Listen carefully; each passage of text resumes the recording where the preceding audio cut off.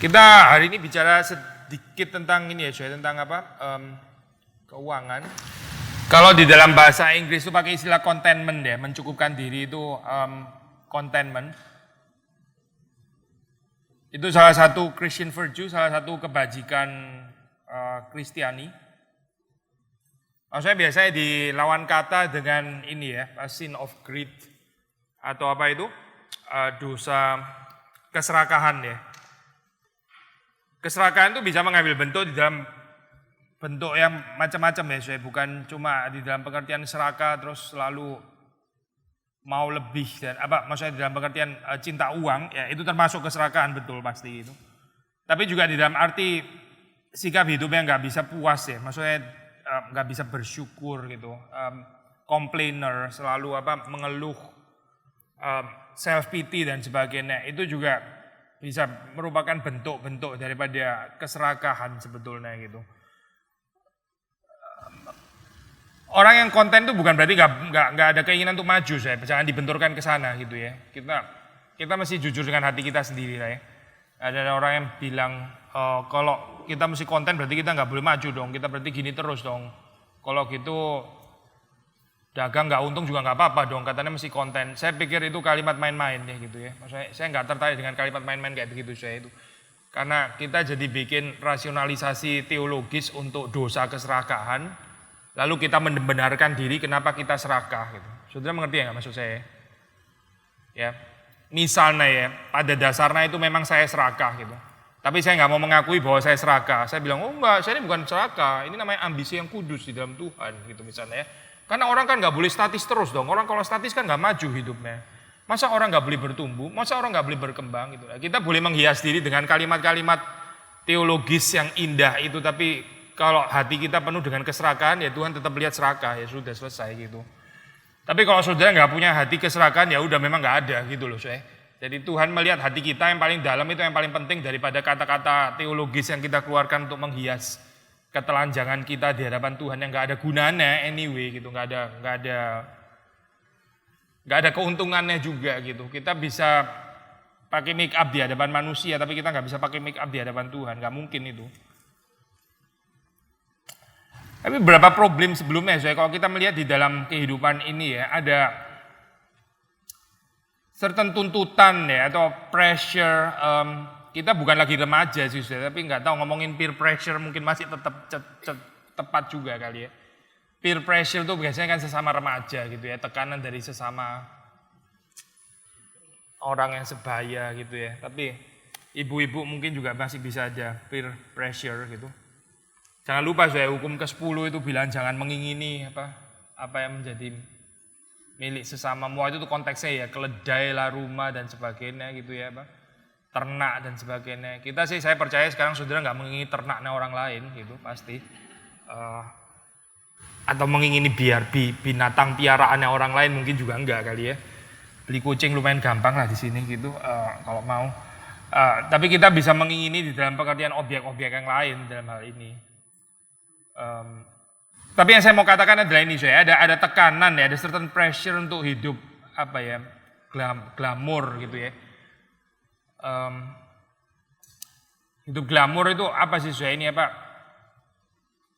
endnya itu apa sih sebetulnya? Menurut saudara apa gitu? Hidup glamor sudah tahu ya? Hidup glamor ya, hidup mewah itu bukan cuma sekedar mewah sih, tapi glamor di dalam pengertian yang eksesif gitu ya, ekstravagan gitu dalam pengertian. Menurut saudara itu endingnya mau kemana sih gitu? Apa sebetulnya goalnya itu apa gitu? Bisa macam-macam goalnya gitu. Perhaps goalnya yaitu kehidupan mewah itu sendiri, bisa aja gitu. Maksudnya kind of hedonisme ya. Memang saya senang hidup ada kayak gitu itu. Saya suka kayak gitu misalnya gitu ya. Saya suka hidup yang penuh dengan fasilitas itu, saya suka gitu misalnya ya. Tapi bisa ada ending-ending yang lain gitu. Misalnya apa saya? Orang hidup glamor untuk apa? Untuk apa? Ya itu mirip sama yang ini, mirip sama yang hedonis tadi, kesenangan gitu. Jadi itu seperti kayak an end in itself ya. Seperti jadi tujuan di dalam dirinya sendiri. Ini sudah bukan sarana, ya memang saya sukanya kayak gitu kalau gitu. Saya sedang menikmati hidup gitu. Bisa, saya percaya bisa gitu. Maksudnya hidup mewah demi hidup mewah itu sendiri gitu. Kalau kita dari perspektif reform ini sudah pasti nggak bisa diterima kan ya. Segala sesuatu kan nggak bisa jadi end kecuali end itu the glory of God gitu kan. Kemuliaan Tuhan itu harus the glory of God gitu. Jadi saudara bisa nggak itu membenarkan hidup mewah untuk kemuliaan Tuhan? Agak sedikit repot ya saya. Agak sedikit repot dong. Kalau saudara percaya teologi prosperity bisa. Saya pernah saya visit keluarganya pendeta yang pendetanya itu likely si penganut teologi prosperity ini keluarganya gitu ya. Saya visit pendeta reform pakainya sandal sederhana gitu ya. Ketemu dia yang pendeta keluarganya itu dari ujung rambut sampai bawah semuanya itu merek soalnya. Nggak ada satu bagian yang nggak merek, nggak ada gitu. Saya bangga, dia juga bangga juga. Dia bangga berdasarkan teologinya, saya bangga dengan teologi saya. Bangga tanda kutip maksudnya saya, bukan sombong. Maksudnya gini saya, dia bangga karena anak raja ya harus kayak gini gitu.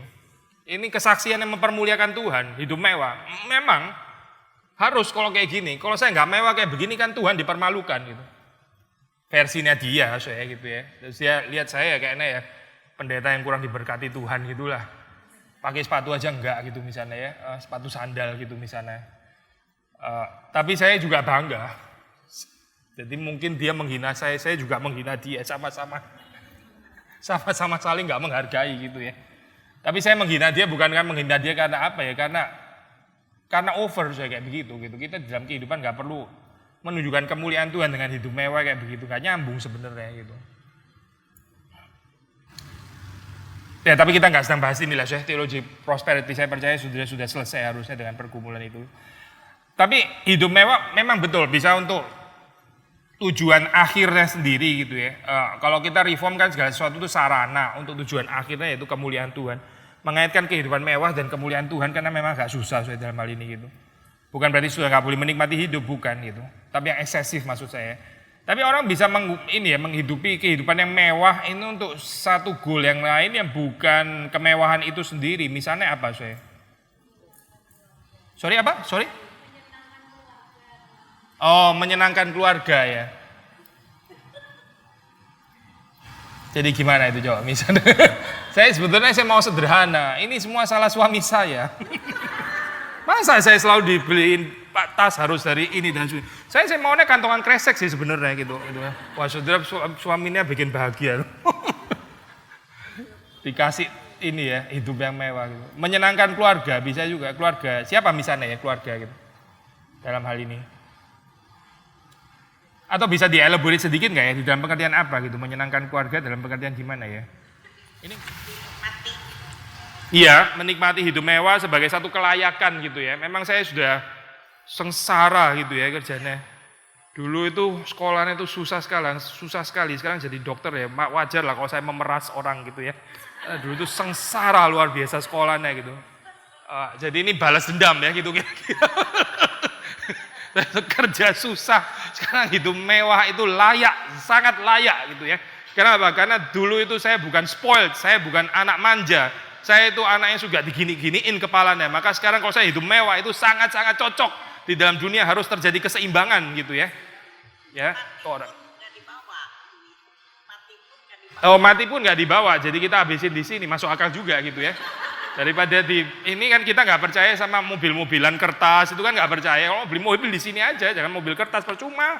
Ya, masuk akal juga sih itu. Lumayan Kristen lah itu pemikiran. Hidup mewah ya.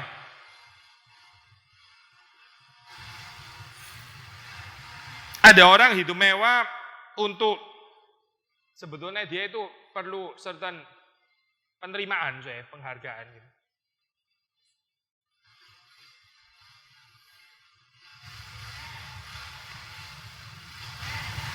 Maksudnya dia mencoba untuk hidup seperti itu ya, karena society kita adalah society yang menerima orang-orang yang kaya gitu kan ya.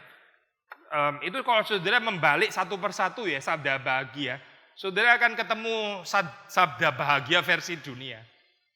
Berbahagialah mereka yang kaya ya, karena orang-orang itulah yang empunya kerajaan dunia. Itu sangat betul saya kalimat itu. Tapi kalau di khotbah di bukit bunyinya gimana? Jangan lupa loh saya yang asli ya. Berbahagialah mereka yang miskin di hadapan Allah atau poor in spirit ya, miskin rohnya. Karena mereka lah yang punya kerajaan Allah ya. Kalau saudara balik, berbahagialah mereka yang kaya. Karena orang-orang itulah yang punya kerajaan dunia. Itu betul juga gitu. Tinggal dibalik aja satu-satu gitu. Ya, jadi kalau saudara melihat dunia kita, itu adalah dunia yang memang merayakan orang kaya, berbahagialah orang yang kaya. Mereka lah yang memiliki dunia ini gitu kan ya. Orang-orang miskin ya kasihan, mereka nggak memiliki dunia. Gitu.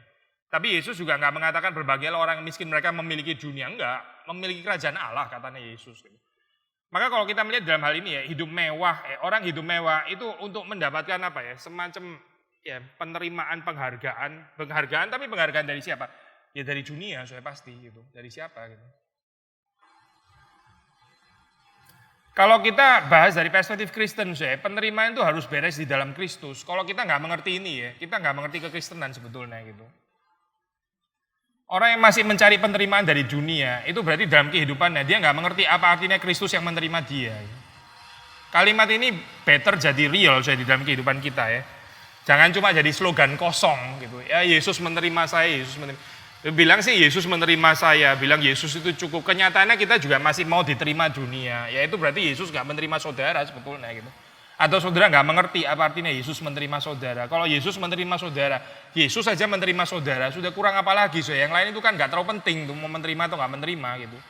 Karena Yesus saja menerima kita gitu. Ya sudah cukup berarti gitu. Kalau cukup ya itu cukup, nggak usah kejar penerimaan lagi di tempat lain. Itu baru kita mengatakan kita mengerti apa artinya Yesus menerima saya gitu. Istilah Yesus menerima saya itu ada kaitannya dengan gaya hidup, ada kaitannya gitu. Ada kaitannya dengan saudara berpakaian, ada kaitannya dengan saudara spend uang itu gimana. Ada kaitannya cuma dengan satu kalimat itu aja, Yesus menerima saya.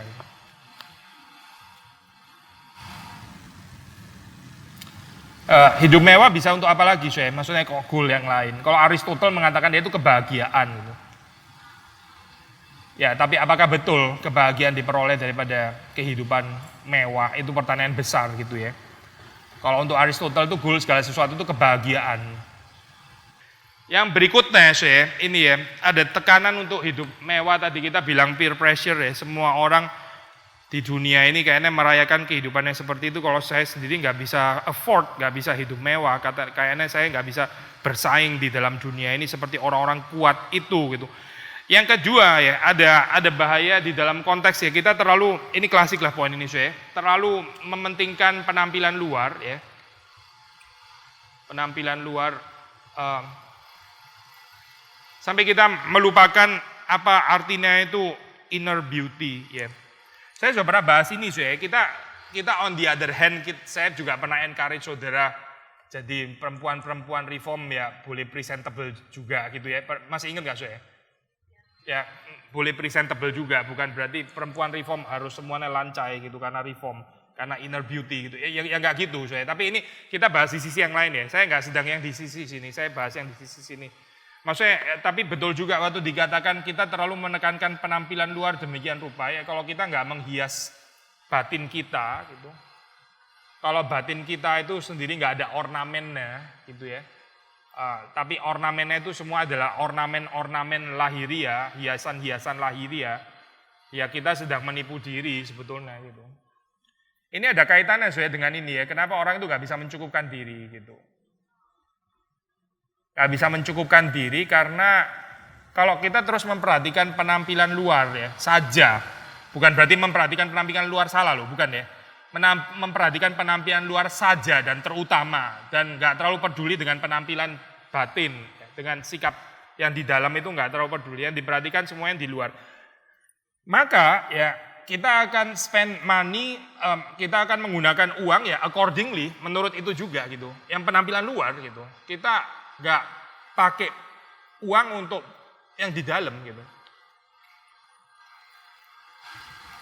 Lee Ka-shing sudah pernah dengar ya? Lee Ka-shing seorang milioner dari Hong Kong ya. Itu saya nggak ngajar Lee Ka-shing ya, itu dia bukan Alkitab anyway gitu. Tapi dia pun punya bijaksana waktu spend uang ya, itu dia bagi-bagi alokasinya gitu. ada uang untuk traveling. Traveling penting itu menurut Lee Ka-shing gitu ya. Karena itu exposure gitu. Jadi terus kemudian menjalin hubungan dengan orang yang bisa mempengaruhi kehidupan saudara, termasuk saudara perlu traktir dia, itu perlu alokasi uang di sana gitu ya. Lalu yang saya mau ngomong sebetulnya poin ini dia juga menyarankan itu invest uang untuk belajar gitu. Ini berarti ada kaitannya sama yang di dalam Yang nggak terlalu penting justru yang penampilan luar itu ya biasalah secukupnya saja gitu. Tapi invest uang untuk belajar, untuk memperkaya, ya memang konteksnya dia ini ya Pak, keuangan gitu. Jadi ya dalam hal ini ya teori ekonomi atau apa. Kalau untuk kita ya ini pembelajaran firman Tuhan gitu yang bisa membawa kita, kehidupan kita itu lebih menyerupai Kristus. Kita invest untuk itu gitu. Keuangan di dalam hal ini. Ya. Sebetulnya kan Kristen itu maunya malah harus kebaikan dari dia sebetulnya hati. Iya. Tapi yang imannya kepada Kristus. Iya, oke. Kalau kebaikan itu kan orang suci juga, orang agamanya suci. Iya. Dia kan Iya. sekali. Iya. Tapi dia sebagian kan cukup 50% pendapatnya. Maksudnya dikasih ke orang lain gitu ya? Enggak dikasih ke negara. Oh, I see, oke. Iya. Jadi perbandingan iman tadi. Iya betul gini. Tapi gini Bu ya, iman Kristen bukan berarti tanpa perbuatan baik gitu. Kita sih diselamatkan memang bukan karena perbuatan baik, tapi karena kita sudah diselamatkan. Ya harusnya itu mengubah cara kita menggunakan uang, cara kita melihat uang gitu. Memang orang menggunakan uang dengan baik nggak otomatis dia diselamatkan. Orang diselamatkan bukan karena pengelolaan uang yang benar, pasti bukan gitu. Kita diselamatkan karena iman, karena anugerah gitu ya dalam hal ini gitu, bukan karena perbuatan baik kita. Tapi kalau keselamatan itu nyata di dalam kehidupan kita, itu akan mempengaruhi kehidupan kita mengelola uang kita, lihat uang itu gimana gitu. Tadi kita bicara tentang penerimaan itu bagaimana kita melihatnya. Dan itu seharusnya mengubah gaya kehidupan kita gitu. Ini yang orang reform seringkali bicara tentang cultural mandate ya ini cultural mandate itu. Pakai pakaian itu termasuk cultural mandate gitu. Cultural mandate bukan cuma pergi ke concert hall, pergi ke museum itu cultural mandate gitu ya Cara saudara pakai pakaian itu juga cultural mandate gitu. Itu orang reform itu mandat kulturalnya itu, berbudayanya bagaimana gitu. Dunia ekonomi dan sebagainya, uang itu bagaimana kita menggunakannya. Maksud saya gini kalau kita terlalu memperhatikan penampilan luar ya, kita akan lebih spend banyak uang itu ke sana gitu. Tapi kita lupa uang yang harusnya juga di-spend untuk memperbaiki batinia gitu loh. Memperbaiki batinia juga perlu uang loh saudara jangan pikir nggak perlu uang gitu. Apa? Misalnya coba pergi ke Momentum ngambil buku keluar aja, pasti saudara dicegat sama security di sana. Beli buku teologi itu perlu uang gitu, saudara nggak bisa saya orang Kristen ya, jadi tolong gratis saja gitu. Nggak bisa. Perlu uang itu beli buku teologi, saudara beli Alkitab aja perlu uang gitu.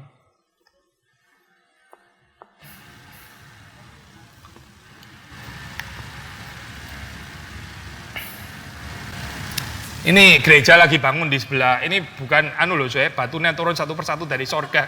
Ini uangnya jemaat gitu. Ini juga perlu uang itu maksudnya. Ini gedung di sebelah gitu dan kutip Pak Tong nggak ada dukungan dari Belanda atau Lituania atau Rusia atau Maroko dan sebagainya. Nggak ada, pokoknya nggak ada lah dukungan itu ya. Dari mana ya? Dari kita ya perlu uang gitu. Saudara bisa PA di sini karena ini ada bangunan gitu, dan bangunan ini ya uang gitu.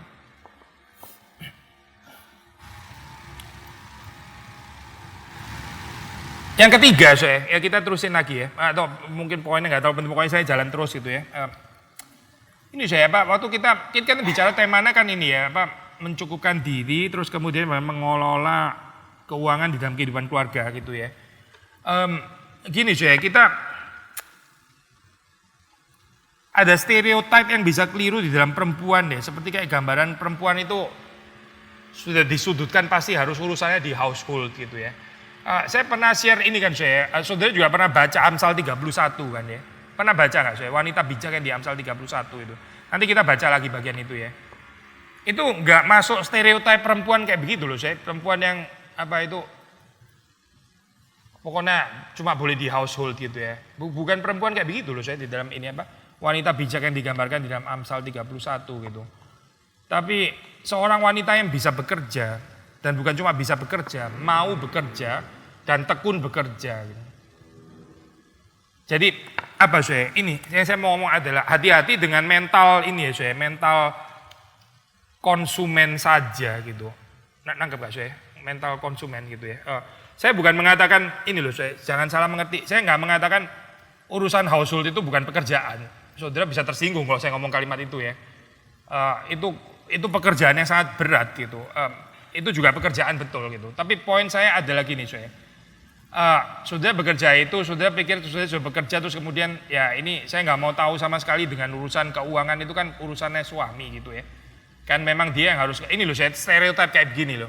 Pokoknya saya sediain ikan, tempe, rujak di rumah ya. Lu bawa pulang uang belanjaan begitu ya. This kind of stereotype gini, gambaran kayak begini ya. Mental konsumen maksudnya. Saudara jadi nggak ada apa ya, kebergantungannya itu jadi kebergantungan yang salah gitu. Jadi nggak ada kekuatan sama sekali gitu ya. Kita bergantung sepenuhnya sama suami ya. Ya kalau suaminya baik ya puji Tuhan kita bersyukur gitu ya. Ada suami yang pelit misalnya, terus gimana saya kayak gitu. Saudara ditekan-tekan misalnya, harap sih nggak ada ya. Tapi saya tahu ada gitu, yang kayak begitu. Ditekan-tekan sampai nggak realistis uang belanjanya gitu ya. Kalau kurang nggak boleh ngomong, tapi kalau lebih mesti balikin. Nah ini loh saya asimetris kan ya. Kalau lebih balikin gitu. Tapi kalau kurang lu nggak usah ngomong. Itu lu atur sendiri. Itu persoalan di lu. Kenapa bisa kurang gitu kan ya? Kenapa nggak beli tempe yang expirednya 3 jam lagi gitu misalnya gitu? Kan bisa kan masih ada waktu 3 jam untuk dimakan gitu ya. Kenapa lu pilih mesti 1 minggu gitu misalnya? Waktu di dalam keadaan kayak begini saya kejepit kayak begini ya. Saudara cuma bisa apa ya? Bergantung akhirnya bergantung karena kita mentalnya mental konsumen gitu. Saya bukan ngajarin saudara bisa kerja terus setelah itu kurang ajarlah dengan suamimu, bukan itu ya pasti itu.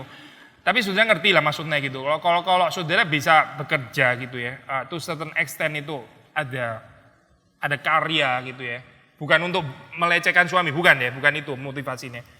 Tapi saudara juga lebih ada kekuatan gitu, seperti di dalam Amsal 31 gitu. Amsal 31 itu kalau dibaca itu saya percaya laki-laki bisa minder juga baca itu saya. Tapi ini bukan untuk mempermalukan. Saya percaya laki-lakinya juga nggak kalah hebat dengan ini, dengan istri yang di Amsal 31 itu. Di situ misalnya ada kata-kata laki-lakinya itu jadi tua-tua Israel gitu. Juga dihormati juga gitu. Karena istrinya juga menjalankan perannya. Tapi poin yang saya mau katakan ada ini saya. Karena kita bicara konteksnya kan sekali lagi tentang ini ya Pak, mencukupkan diri ya, mencukupkan diri.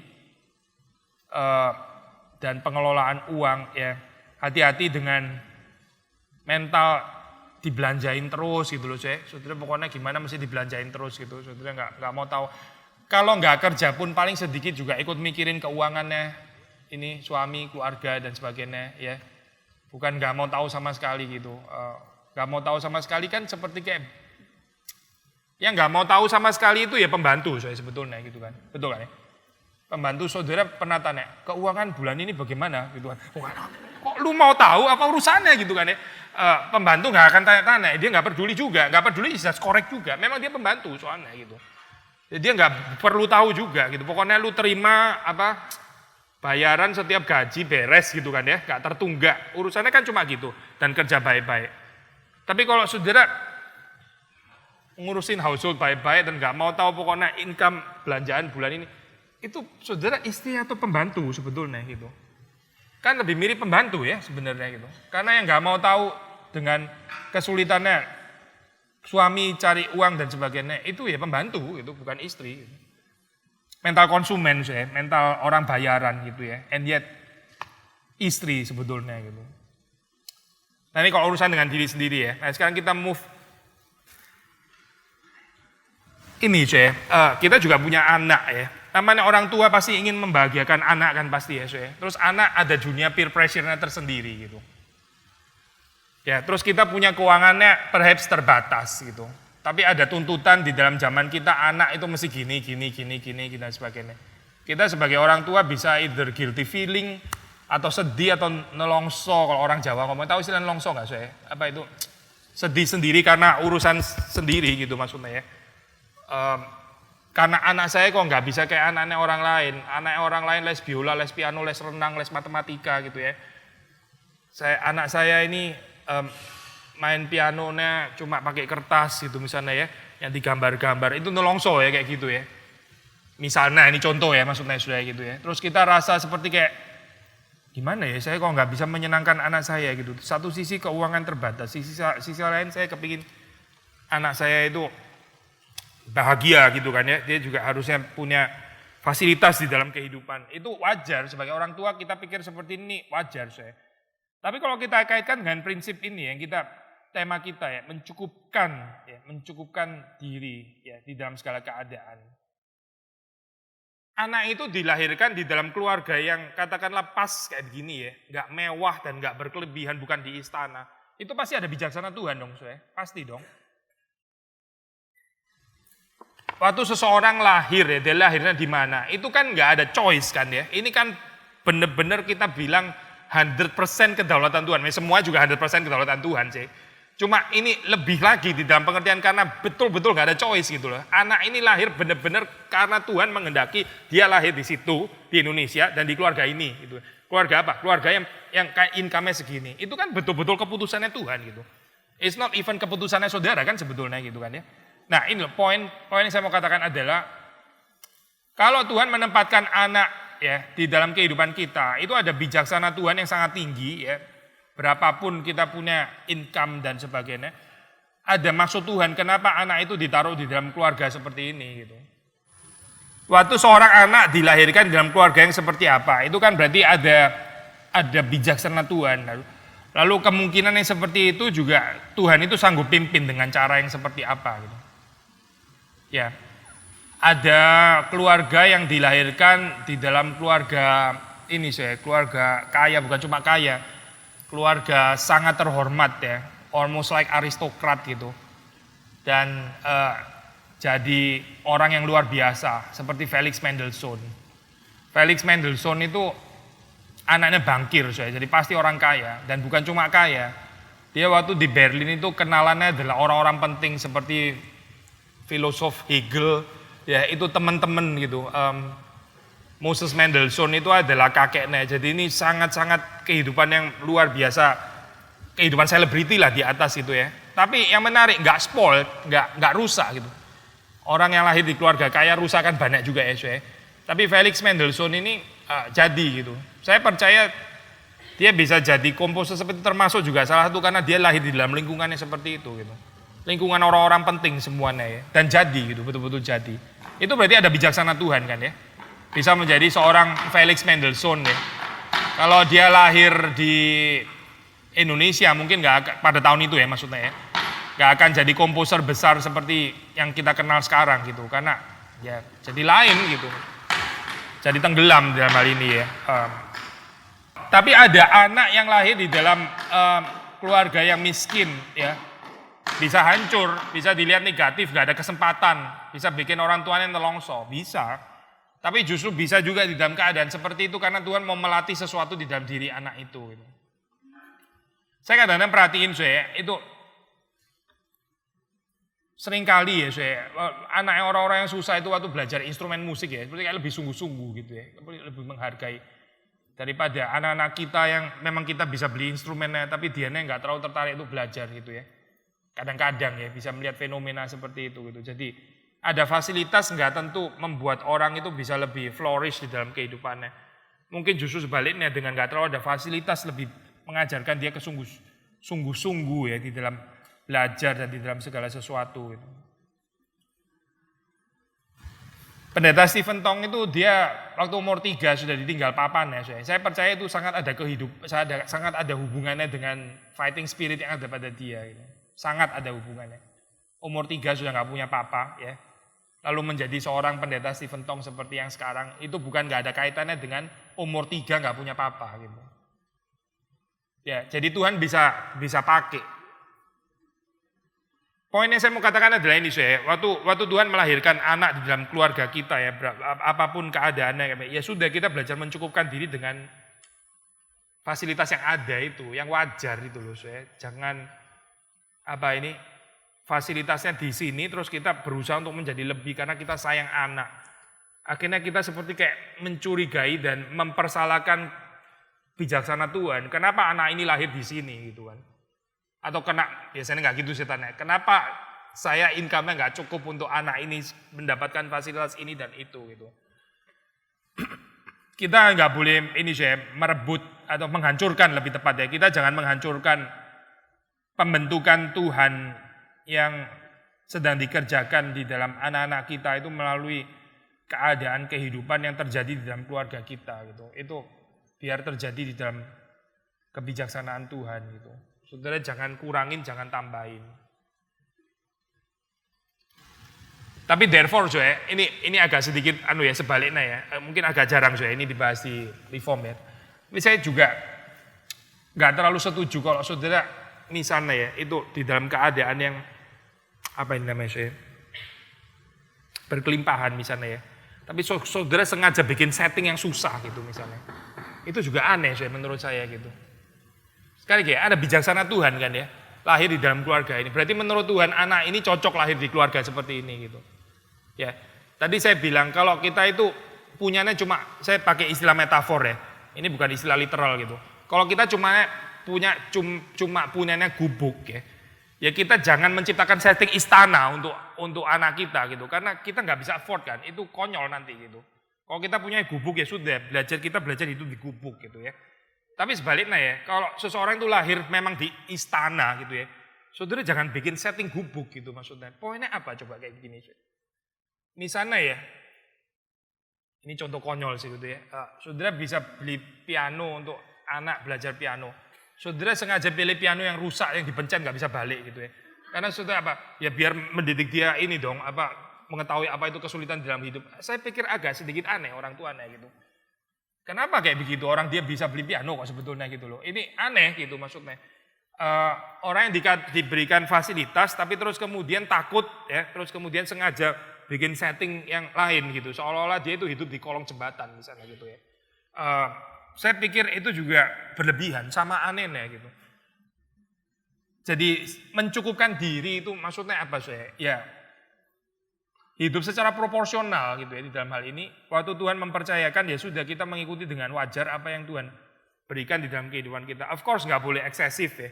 Saya sering kali mengatakan orang kaya sekaya-kaya apapun makan ya tetap satu piring kan saya. Dia nggak akan makan 17 piring dengan menyatakan saya orang kaya, saya 17 piring gitu misalnya. Ya sudah kalau mau 17 piring pergi ke restoran Padang aja itu bisa 17 piring memang di situ kan, tapi sedikit-sedikit lah ngambilnya gitu ya. Anak itu bisa menjadi berhala di dalam kehidupan kita. Mungkin bukan karena kita tadi ya mau hidupnya bukan kita ya, tapi saking kita mau membahagiakan anak ya, membahagiakan anak itu bisa lebih besar drive-nya daripada membahagiakan suami. Lalu terus kemudian dengan mengasihi secara berlebihan itu akhirnya kita jadi nggak bisa mencukupkan diri gitu. Saudara kalau melihat ini ya, bagaimana Tuhan membentuk dan bagaimana orang tua di dalam dunia ini membentuk, saudara bisa baca cerita Yusuf itu loh. Yakub ya. Yakub punya resource, dia bisa beliin baju yang colorful itu. Itu baju yang mahal ya, colorful pada zaman itu gitu. Tapi itu cara ekspresinya Yakub mengasihi Yusuf ya. Tapi akhirnya dengan tidak bijaksana menimbulkan kecemburuan di antara saudara-saudaranya gitu. Karena dia mengekspresikan cinta kasih dengan cara kayak begitu gitu. Ya. Tapi Tuhan waktu mau memakai Yusuf yang dilakukan itu apa? Tuhan itu membiarkan dia dijual ke Mesir lah. Terus kemudian masih bekerja sebagai budak di bawahnya Potifar. Tapi ada penyertaan Tuhan gitu ya. Terus kemudian disalah mengerti, bisa ada fitnah dan sebagainya. Dan Tuhan sepertinya diam membiarkan orang yang difitnah itu di dalam keadaan yang difitnah. Gitu. Akhirnya masih masuk ke penjara dan itu bukan cuma 2 jam di penjaranya gitu ya. Ini loh caranya Tuhan ya mempersiapkan Yusuf dengan caranya Yakub mempersiapkan Yusuf itu lain gitu. Saya nggak percaya Yakub gini supaya anak ini berhasil dipakai Tuhan. Oke, jual aja ke Mesir gitu. Kayaknya enggak mungkin itu. Enggak mungkin gitu. Sudah sebelum dijual ini ya, tolong dorong dulu masuk sumur gitu ya. Supaya dia tahu apa pengalamannya sakit masuk. Kayaknya enggak mungkin deh ya, aku pikir kayak begitu itu. Tapi itu rencana Tuhan loh. Waktu terjadi seperti itu kan terjadi di dalam kedaulatan Tuhan ya. Dan akhirnya betul-betul Yusuf itu dipersiapkan menjadi seorang yang sangat-sangat matang gitu. Waktu dia menjadi orang kedua di Mesir. Itu caranya Tuhan itu. Nah, sekarang kita mau melihat beberapa bagian firman Tuhan yang berbicara tentang mencukupkan diri. Coba baca Filipi 4 ayat 11. Katakan ini bukanlah karena kekurangan, sebab aku telah belajar mencukupkan diri dalam segala keadaan. Iya, mau satu lagi lah 12. Aku tahu apa itu kekurangan dan aku tahu apa itu kelimpahan. Dalam segala hal dan dalam segala perkara, tidak ada sesuatu yang merupakan rahasia bagiku. Baik dalam hal kenyang maupun dalam hal kelaparan, baik dalam hal kelimpahan maupun dalam hal kekurangan. 13. Segala perkara dapat kutanggung di dalam Dia yang memberi kekuatan kepadaku. Ya, ini sudah pernah kita bahas ya, terutama ayat 13 itu loh. Apa maksudnya segala perkara dapat kutanggung di dalam Dia yang memberi kekuatan kepadaku? Segala perkaranya itu adalah baik kenyang maupun lapar. Baik di dalam kelimpahan ataupun di dalam kekurangan, ya. Itu istilah I am to be content, aku mencukupkan diri dalam ayat 11, itu kalau saudara baca ya. Orang yang mencukupkan diri itu dia bisa mencukupkan diri waktu di atas dan waktu di bawah gitu. Bukan cuma waktu di bawah, waktu di atas juga gitu. Perhaps yang lebih sulit di atas sebetulnya gitu ya. Sekali lagi ya. Waktu di bawah kalau dalam bahasa Inggris itu I know how to be brought low. Saya tahu bagaimana saya dibawa ke tempat yang di bawah gitu. Itu maksudnya kekurangan gitu ya. Itu nggak ada rahasia. Paulus bisa mencukupkan diri di sana. Jadi waktu di dalam keadaan kurang ya, pas-pasan, itu dia bisa mencukupkan diri. Tapi juga and I know how to abound. Aku tahu itu keadaan kelimpahan ya. Lalu terus kemudian dikatakan in every circumstance, di dalam semua keadaan saya belajar ya, atau sebelumnya karena saya belajar di dalam situasi apapun untuk mencukupkan diri. Jadi mencukupkan diri, kalau saudara, ini saya singkat aja, cukup diri gitu ya, singkat ya, baik di dalam keadaan kelimpahan maupun kekurangan, ya. Waktu kekurangan bisa mencukupkan diri, waktu kelimpahan juga bisa mencukupkan diri. Saudara kalau pergi ikut KKR regional itu ada keindahannya, belajar mencukupkan diri dengan air yang minimum gitu misalnya ya. Karena air itu susah gitu. Jadi di situ kita belajar. Waktu balik lagi ke Jakarta kita tahu bahwa pakai air itu kayaknya terlalu banyak kita. Sebenarnya mungkin orang nggak terlalu banyak, nggak terlalu perlu air sebanyak itu gitu, di dalam kehidupan ya. Pakai minimum juga cukup kok gitu, bisa seger gitu. Secukupnya karena mesti share sama orang lain. Karena yang ngambil air juga setengah mati gitu, mesti ngambil dari tempat lain. Nah, itu kesempatan-kesempatan kayak gitu menolong kita untuk belajar mencukupkan diri di dalam kelimpahan dan di dalam kekurangan. Tapi di dalam kelimpahan ya, kita maksudnya berani menikmati gitu loh, berani menikmati ya di dalam pengertian yang proporsional ya, proporsional, nggak eksesif gitu ya, tapi juga bukan nggak berani spend money gitu loh, bukan nggak berani keluar uang gitu ya. Kalau waktunya menikmati ya waktunya menikmati gitu. Tapi saat kan nggak selalu menikmati terus, ada saat kekurangan gitu kan ya. Itu namanya mencukupkan diri gitu, mencukupkan diri di dalam segala keadaan. Ya. Ibrani 13 ayat 5. Janganlah kamu menjadi hamba uang dan cukupkanlah dirimu dengan apa yang ada padamu. Karena Allah telah berfirman, Aku sekali-kali tidak akan membiarkan engkau dan aku sekali-kali tidak akan meninggalkan engkau. Ya, jadi di situ ajaran untuk mencukupkan diri itu dikontraskan dengan cinta uang gitu kan ya. Jauhkanlah dirimu dari cinta uang gitu, atau keserakahan. Gitu. Biarlah hidupmu itu bebas dari menjadi hamba uang atau dari cinta uang. Lalu cukupkanlah dirimu dengan apa yang ada padamu. Dasarnya apa? Karena Tuhan kita itu memelihara kita. Dia tidak akan meninggalkan kita. Jadi kalau kita percaya pemeliharaan Tuhan, kita harusnya belajar hidup untuk mencukupkan diri gitu. Orang yang nggak mau belajar mencukupkan diri itu sebetulnya nggak percaya pemeliharaan Tuhan gitu, atau dia mau lebih daripada pemeliharaan Tuhan gitu. Dia menganggap Tuhan itu kurang bijaksana, memelihara dia dengan standar hidup yang kayak gini ini. Menurut dia itu Tuhan itu nggak benar gitu. Saya ini mestinya kualitas orang istana misalnya gitu ya. Tapi kalau Tuhan memelihara saya di dalam kehidupan kayak begini, itu kan dia sedang protes terhadap bijaksana pemeliharaan Tuhan sebetulnya gitu yang terjadi ya. Maka be content di dalam hal ini ya. Lagi pula dignitas kita kan bukan di sana, kewibawaan, kemuliaan, kehormatan itu kan bukan tergantung dari itu. 1 Timotius 6 ayat 6 dan 8, dua ayat sekaligus ya. 1 Timotius 6 ayat 6 dan 8.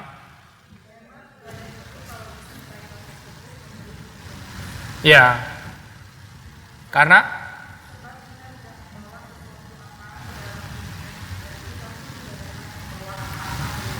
ya.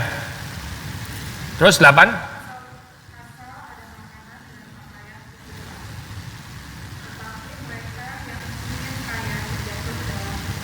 Ya, cukup sampai situ ya. Oke.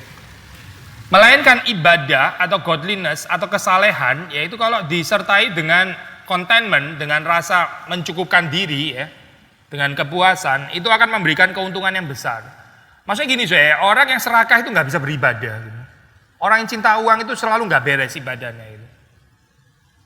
Makanya salah satu musuh terbesar dalam kekristenan itu prosperity gospel itu itu menjadikan orang ke gereja tapi sebenarnya nggak pernah ada perjumpaan dengan Tuhan. Karena di dalam keserakahan kayak begitu menurut ayat firman Tuhan, ibadah itu nggak akan memberikan manfaat apa-apa gitu. Sebetulnya orang yang dikejar di sana itu sebenarnya adalah uang gitu. Itu orang-orang yang menyembah uang sebenarnya gitu. Tapi pakai nama Yesus, pakai nama Tuhan, itu luar biasa bahaya ya, sangat-sangat bahaya. Iya, itu bukan gereja even kalau menurut saya gitu. Kalau nggak bertobat ya. Godliness with contentment is great gain. Ya, itu memberikan manfaat yang besar. For we brought nothing into the world and we can not take anything out of the world. Maksudnya gini konsepnya ya. Kita kenapa mesti mencukupkan diri dalam segala keadaan? Kita mesti ingat ya, kita datang ke dalam dunia ini nggak bawa apa-apa gitu loh. Lalu kita keluar juga nggak akan bawa apa-apa kan. Maksudnya ini adalah stasiun sementara. Saudara pernah ini nggak Pak? Tinggal di hotel, pernah lah ya. Tinggal di hotel itu kan stasiun sementara gitu kan ya. Betul kan ya? Jadi bagaimana kita hidup di dalam stasiun sementara, misalnya saudara sedang ada di kamar hotel, atau misalnya rumah sewaan gitu misalnya ya. Dan tinggal di rumah sewaan ya, saya tinggal di rumah sewaan, sebentar lagi saya ini sudah di give up, sudah lagi meninggalkan rumah sewaan itu gitu. Kalau saudara tinggal di rumah sewaan gitu ya, ini sudah agak panjang ya, atau saudara tinggal di hotel gitu ya, apa yang akan saudara lakukan gitu?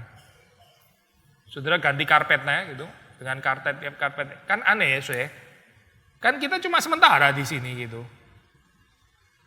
Saudara kalau rumah sewaan terus apa gitu,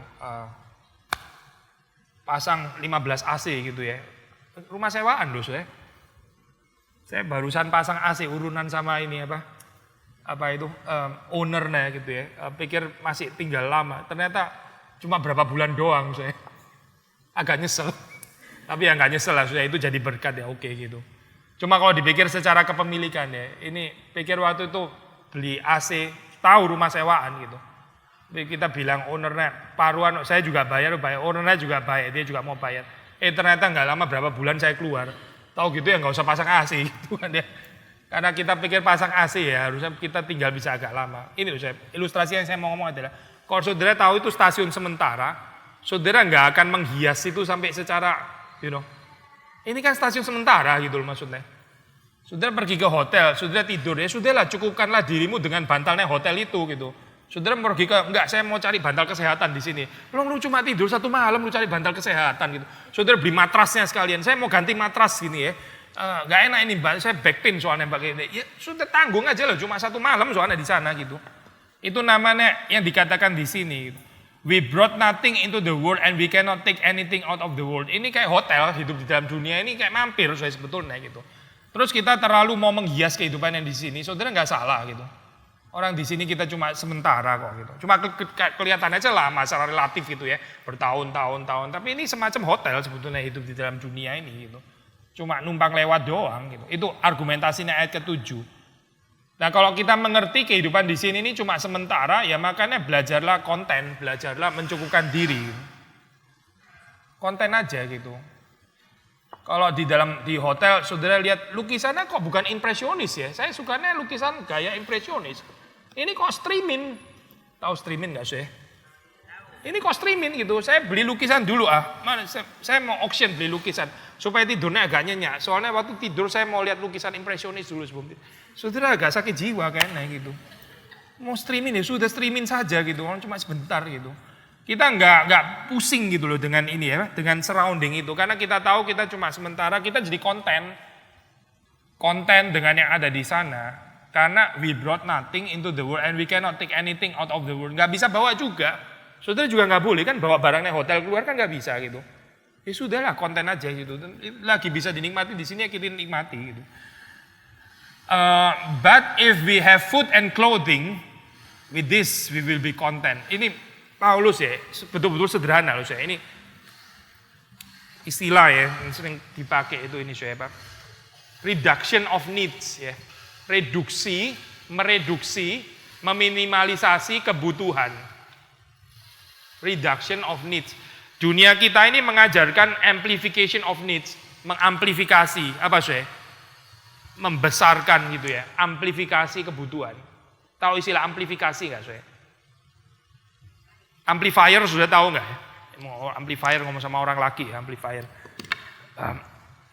Perempuan tahunnya mesin jahit Singer ya kalian. Ini ntar stereotip lagi. Amplifier itu, kalau nggak ada amplifier nggak bisa kencang gitu dengernya. Kalau cuma CD player nggak ada amplifiernya, nggak ada amplifier suaranya nggak bisa kencang, nggak bisa di speaker, nggak bisa keluar ya. Perlu amplifier, itu namanya amplify. Orang di dalam kehidupan di dunia ini terus-menerus diajarkan tuh amplify, kita punya needs gitu. Ya, maksudnya hidup itu perlu ini ya. Ntar kalau saya lebih adalah tambah ini lagi gitu ya, tambah ini ya. Piano Yamaha sudah nggak cukup lagi, masih paling sedikit Steinway atau Fazioli gitu misalnya ya. Ntar sound system harus yang 3 miliar paling nggak gitu misalnya ya. Amplification of needs ya, makin lama makin ini, makin cerewet gitu loh saya. Tapi kalau sudah membaca di dalam Timotius ya, dia bilang asal ada apa? Makanan, ada pakaian. Gitu. Dia even nggak bilang papan loh saya. Kalau di bahasa Jawa kan sandang, pangan, papan ya. Dia even nggak bilang papan loh saya di sini. Papan itu rumah maksudnya gitu. Yang dia bilang itu cuma sandang sama pangan gitu. Yang dia bilang itu cuma apa? Makanan dan pakaian gitu. Saudara ada pakaian kan, cukup kan? Saudara ada makanan hari ini bisa makan kan kita? Ya itu menurut Paulus cukup gitu. Hidup sederhana ya saya. Contentment. Lalu Lukas 3:14 ya. Lukas 3:14 ini khotbahnya Yohanes Pembaptis. Saya baca ya, soldiers also ask him, and we what shall we do? Itu apa namanya? Prajurit-prajurit ya. Apa sih di situ?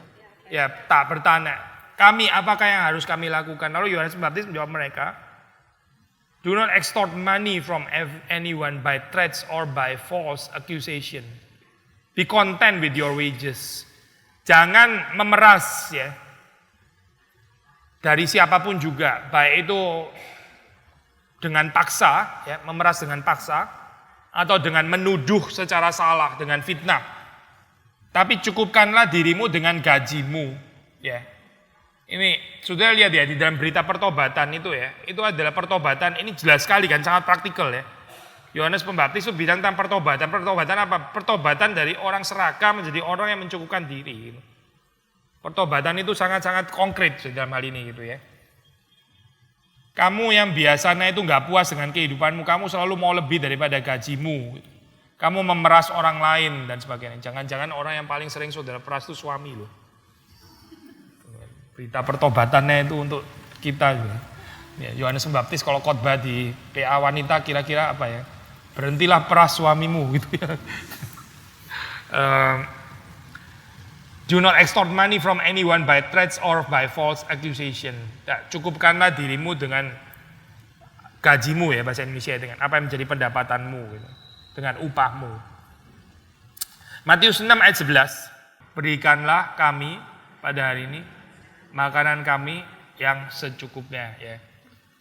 Kita belajar dari hal yang sederhana lah saya, belajar dari hal yang sederhana gitu. Belajar mencukupkan diri dengan makanan gitu. Ini termasuk salah satu hal yang paling sederhana saya. Kalau kita ini rakus di dalam makanan ya, kita di dalam makanan itu nggak bisa konten gitu, nggak bisa secukupnya. Itu susah loh saya. Kita konten dalam hal-hal yang lain itu susah. Ya. Karena ini salah satu hal yang paling sederhana gitu. Kalau nggak bisa puas dengan makanan yang secukupnya, ntar bisa nggak puas juga dengan suami loh saya. Nggak puas juga gitu. Suami itu urusannya lebih besar gitu daripada makanan gitu. Tapi orang yang belajar konten dengan makanan ya bisa konten sama suami juga gitu. Bisa konten dengan hal-hal yang lain yang lebih besar gitu. Berikanlah kami pada hari ini makanan kami yang secukupnya. Satu lagi saya, Amsal 31 ya, ini panjang sekali yang tadi saya singgung tadi ya. Sebenarnya kita bisa jadi PA wanita sendiri. Tapi kita nggak bisa baca semua ayat lah. Kalau sudah melihat di situ ya, Amsal 31 itu tentang wanita yang ini kalau saudara baca di terjemahan Inggris dikasih judulnya itu wanita yang takut akan Tuhan. Kalau di bahasa Indonesia judulnya apa sih? Wanita bijak ya, apa ya? Wanita yang cakap ya. Apa? Istri yang cakap ya. Kalau di bahasa Inggris wanita yang takut akan Tuhan. Kita highlight setelah beberapa ayat ya saya. 11 suaminya itu percaya kepadanya. 12 dia berbuat baik kepada suaminya. 13 dia mencari bulu domba dan rami. Senang bekerja dengan tangannya. Berarti ini mulai dari kerja kasar gitu ya saya, enggak terima jadi. Gitu. Bulu domba dan rami berarti belum siap kan saya itu kan ya. 14 ia serupa kapal-kapal saudagar dari jauh mendatangkan makanan. 15 ia bangun kalau masih malam. Lalu menyediakan makanan untuk seisi rumahnya. Membagi-bagikan tugas kepada pelayan-pelayan perempuan. Saya pernah dengar komplain ini saya, Pak, komplain dari seorang suami ya, dia bilang ini ya Pak, istri saya itu bangunnya siang. Ya. Gimana saya? Saudara bangun siang nggak? Mungkin orang yang menempatkan diri sebagai queen of the house, ya haruslah. Saya yang harus bangun, bukan cuma bangun siang itu betul. Waktu buka mata sudah harus ada apa itu saya? Bagi sarapan itu loh ya, yang diantar suami itu gaya hidup seorang ratu kayak gitu. Tapi kalau sudah baca Amsal 31 ya, gak kayak gitu saya gambarannya gitu. Itu gambaran ini apa? Story Cinderella and they live happily ever after. Yang bangun-bangun suami sudah kasih sarapan dan sebagainya itu nggak cocok dengan gambaran Alkitab gitu. Kita di dalam hidup banyak dikuasai stereotip yang keliru gitu loh saya. Seperti wanita yang harus selalu disembah dan sebagainya, harus dulu dan sebagainya. Kalau saudara baca Alkitab nggak ketemu gambaran itu gitu. Kita ini Kristen saya, saudara itu wanita Kristen, terutama itu Kristen gitu. Bukan wanitanya yang digarisin, tapi Kristennya yang lebih penting gitu. Baik laki-laki maupun wanita, laki-laki dan perempuan, sama-sama itu mesti seperti Kristus. Dan ya kita bukan datang untuk dilayani, bukan saya. Kita datang untuk melayani, seperti Kristus itu. Whether laki-laki atau perempuan. Gitu. Gambaran barat itu ya saya, perempuan gak mau keluar mobil kalau gak laki bukain dan sebagainya. Itu sangat-sangat gak alkitabiah gitu. Tapi saya bukan berarti terus saudara yang bukain pintu, suami yang keluar ya. Sama aja itu, maksudnya apa? Jadi budanya suami akhirnya gitu. Maksudnya bukan masalah bukaan siapa. Kadang-kadang bukain juga boleh lah, ini bukan against buka-bukaan. Tapi mental selalu harus dilayani gitu ya dan sebagainya. Itu bukan ajaran Alkitab, saya bukan gitu. Kalau sudah melihat di dalam Alkitab ini perempuan yang kerja keras loh. Tapi kalau menurut standar perempuan modern seperti kayak di abuse sama suaminya atau gimana sih? Gitu ya. Sudah baca di sini misalnya ya. Ia bangun kalau masih malam lalu menyediakan makanan untuk seisi rumahnya. Membagi-bagikan tugas kepada pelayan-pelayan perempuan. Dia melayani seisi rumahnya tapi dia juga ada otoritas terhadap pelayan-pelayan gitu. Dia disegani berarti oleh pelayan-pelayan. Dia bisa mengatur pelayan-pelayannya. Ia membeli sebuah ladang yang diinginnya dan dari hasil tangannya kebun anggur ditanami. Ini saya pernah bahas ya, ini perempuan investor gitu. Investor loh ini saya. Membeli sebuah ladang yang diinginkan. Kalau bukan investor apa gitu. Ya, saudara terusin sendirilah ya bacaannya. Yang saya mau katakan adalah gambaran wanita bijak itu di dalam Alkitab ya. Gak cocok sama gambaran stereotip wanita modern yang diperlakukan sebagai ratu gitu ya. Bangun-bangun ada breakfast dan sebagainya. Semua terima beres, selalu dikasih uang belanja yang cukup dan sebagainya. Gak cocok semuanya sama gambaran Alkitab gitu. Itu bukan gambaran Alkitab tentang wanita yang dikehendaki Tuhan. Ya. Apa? Di Indonesia ada pembantu.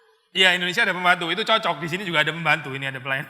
Dalam hal ini kita punya pembantu cukup Alkitabiah. Ya, itu cuma beberapa ini aja ya. Ini saya slide terakhir ya, ya. Beberapa prinsip ini ya, beberapa prinsip. Kita ini di dalam teologi reform kita ini terkenal ya. Orang Calvinis itu rajin, tekun ya, suka bekerja keras dan mereka tuh hemat gitu. Ya. Reform ethics ya, tentang ethics works dan sebagainya. Sehingga orang-orang Calvinis itu seharusnya gampang, hidupnya itu gampang ini gampang, pakai tanda kutip sedikit lah ya, gampang berkelimpahan gitu. Kenapa? Karena dia nggak pernah lebih besar pasak daripada tiang. Orang Calvinis itu, kelemahan orang Calvinis itu pelit gitu kalau mau dikatakan gitu ya. Pelit gitu, bisa terlalu pelit, kadang-kadang takut pakai uang gitu.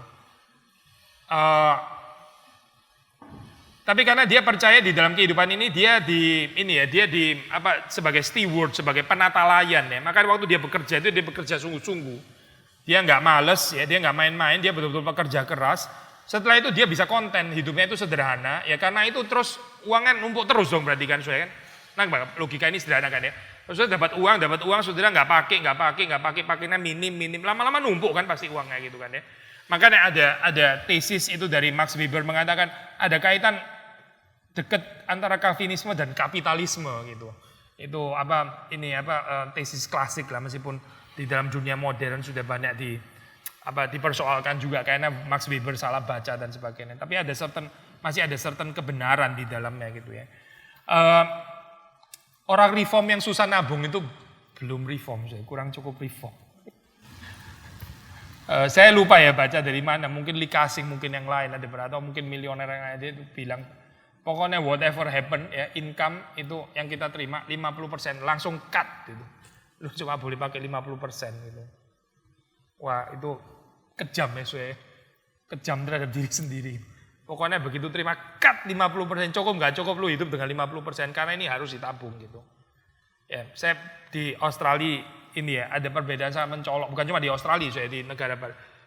Kalau orang Asia itu beli rumah gitu ya, beli rumah. Bagaimana bisa beli rumah?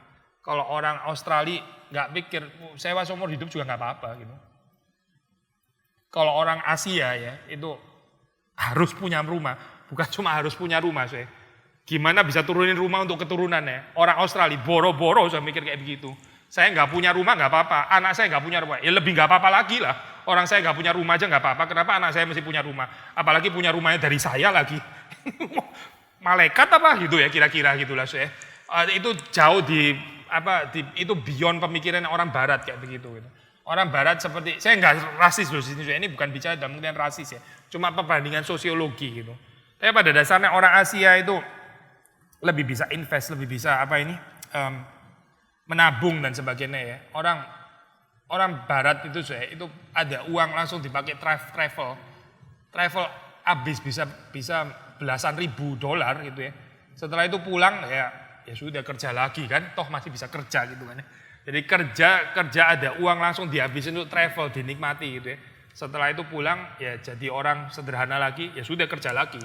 Nanti numpuk uang lagi, sudah ini lagi, ya habisin lagi, travel lagi gitu. Gitu terus ya kehidupan. Ini saya bikin agak sedikit stereotype ya memang gitu. Perkecualian sih selalu ada orang Barat yang sangat menabung ya pasti ada lah orang Asia yang hidupnya terus spending money, nggak pernah mikirin nabung, ya ada juga pasti gitu. Tapi ini bicara agak sedikit general gitu.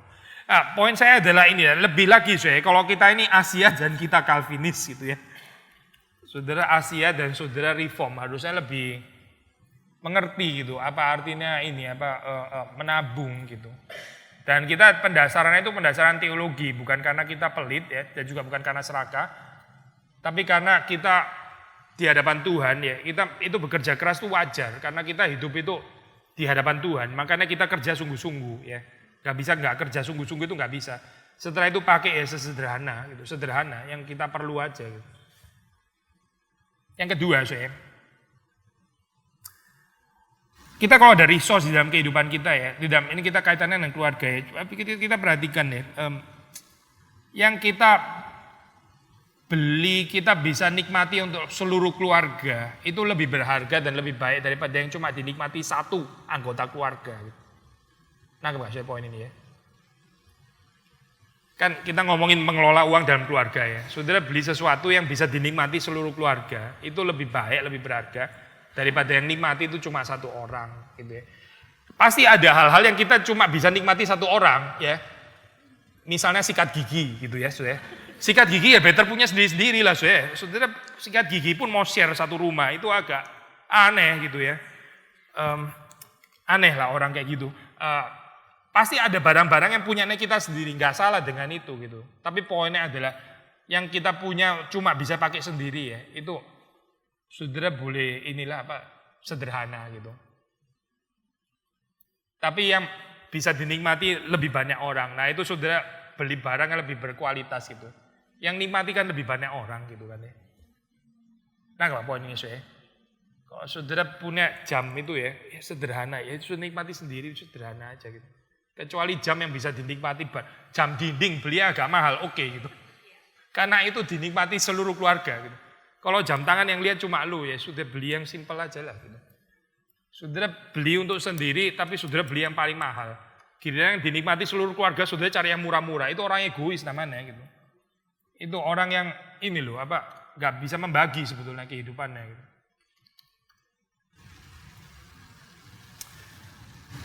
Value yang sama ya saya ini prinsip yang sama ya juga sama, kita belajar untuk mengajar anak kita untuk hidup sederhana ya dengan prinsip yang sama, belajar berjuang ya. Patong seringkali mengingatkan ini gitu, anak itu mesti diajarin bagaimana dia berjuang, nggak cuma terima fasilitas doang gitu, hidup sederhana, belajar berjuang ya tanpa harus sets ekstra susah ya, bukan itu tadi ya maksudnya, saya sudah ngomong kan ya. Nah, berikutnya juga kita mengajar anak itu konsep dignitas yang sejati ya, di tengah-tengah peer pressure itu loh.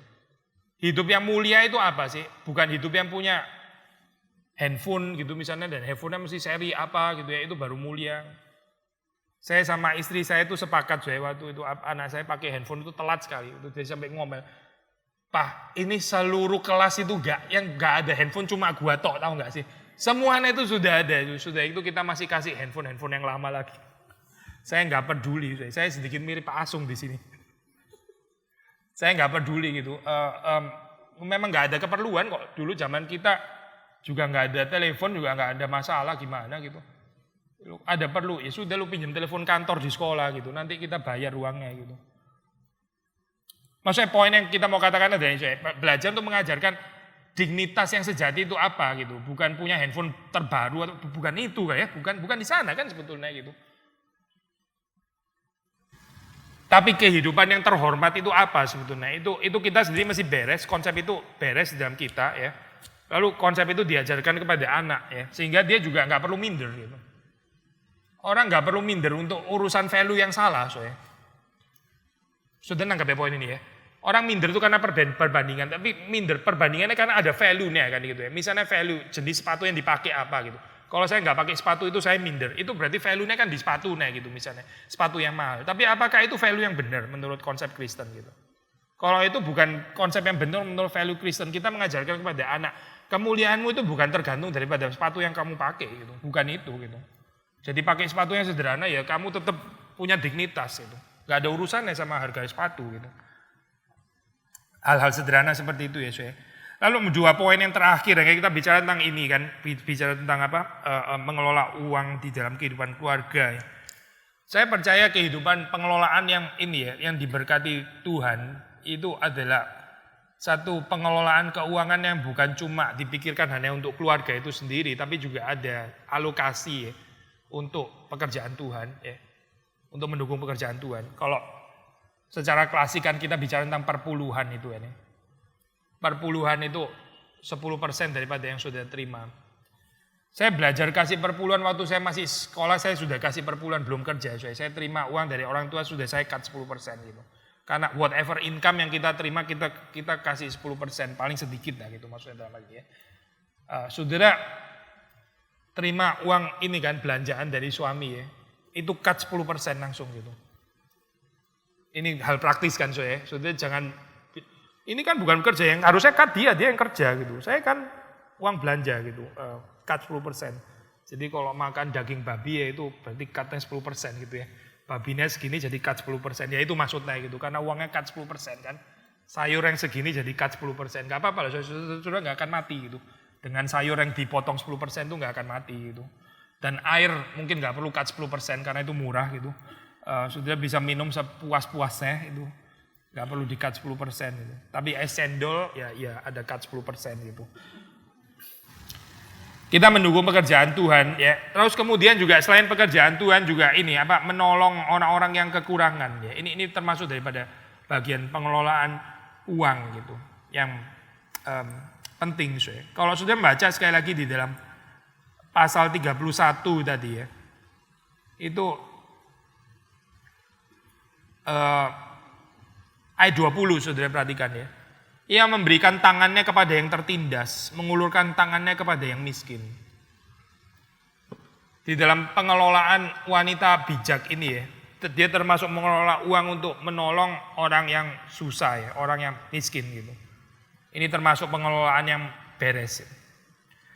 Nah, kalau sudah membaca Matius 5 ayat 7, saudara akan menemukan di situ prinsip ini ya, berbahagialah mereka yang murah hati karena mereka akan beroleh kemurahan.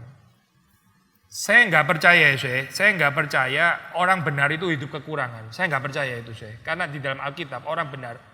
Saya nggak bilang orang benar hidup berkelimpahan kaya raya, bukan itu ya Tapi ayat Alkitab bilang orang benar hidupnya tidak berkekurangan. Itu janji firman Tuhan. Kalau saudara dan saya hidup benar, kita nggak harus kaya raya, nggak harus memang. Nggak ada janji orang benar hidup kaya raya itu nggak ada. Tapi janji orang benar hidup tidak berkekurangan. Itu ayat firman Tuhan. Maksudnya gini saya sebenarnya ngomong kalimat ini kalau kita hidupnya terus-menerus berkekurangan, gak ada habis-habisnya, utang kanan kiri dan sampai gak bisa bayar, itu bukan orang benar Orang benar hidupnya tidak berkekurangan ya. Orang benar itu dipeliharakan oleh Tuhan. Kalau hidup kita kekurangan terus-menerus, gak ada habis-habisnya, kekurangan terus, itu ada yang perlu dikoreksi Apa? Ya itu harusnya saudara dan saya sendiri yang tahu apa yang perlu dikoreksi di sini gitu. Tuhan, kami bersyukur Engkau memelihara kehidupan kami. Kami bersyukur Engkau adalah Allah yang mengetahui segala kebutuhan dan keperluan kami. Ajarkan kepada kami untuk belajar mencukupkan diri. Seperti Engkau sendiri selama Engkau berada dalam dunia juga hidup mencukupkan diri. Karena Engkau datang bukan untuk mendapatkan, bukan untuk dilayani. Melainkan untuk memberi, untuk membagi, dan untuk melayani. Kami berdoa supaya Tuhan menyelamatkan kehidupan kami dari segala keserakahan, ketidakpuasan, dosa yang tidak tahu bersyukur. Kami berdoa supaya Tuhan mengubah kami menjadi orang-orang yang sungguh-sungguh mengalami pertobatan yang sejati.